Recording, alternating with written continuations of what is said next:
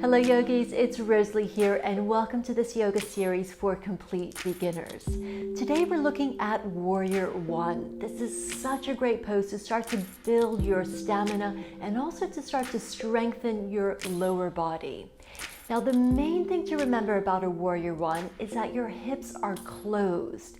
So we're going to think about having both hips towards the front of the mat, and this is what makes it different from a Warrior Two where your hips are open. So we're going to get started right away at the top of our mats.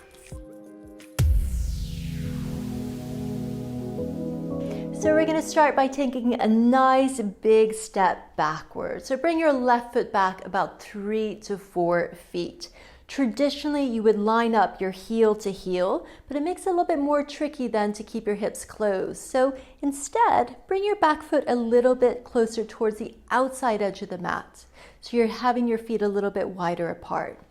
Have a look at the back foot. It should be at about a 45-degree angle. Now let's place our hands on our hips and turn your hips, both hips, so they're facing the front of the mat. I like to think of this sometimes as having headlights on my hips. Make sure both headlights are facing straight in front of you. Now we're going to put a bend through the front knee. Engage your core, draw that belly button in.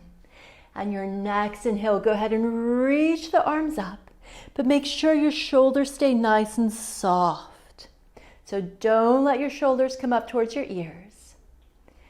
Good. Can you bend the front knee a little bit more? Can you really push into the outer edge of the back foot?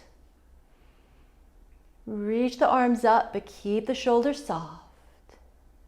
Let's take one more big breath here.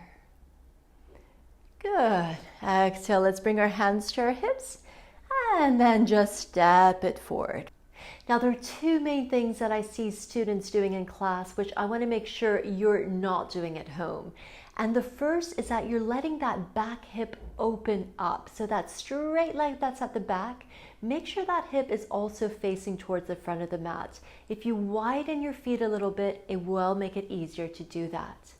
Now the second thing I sometimes see is that that back foot starts to lift off. So you're coming into a different pose, into a crescent lunge. Make sure that back foot stays firmly down on the mat and you're pressing into the skinny edge of the foot.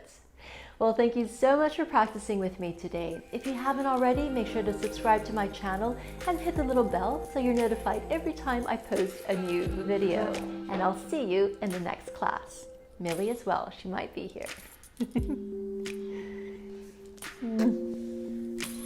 Now make sure that you practice this on the other side as well. So take everything we've talked about and try it bringing your right foot back.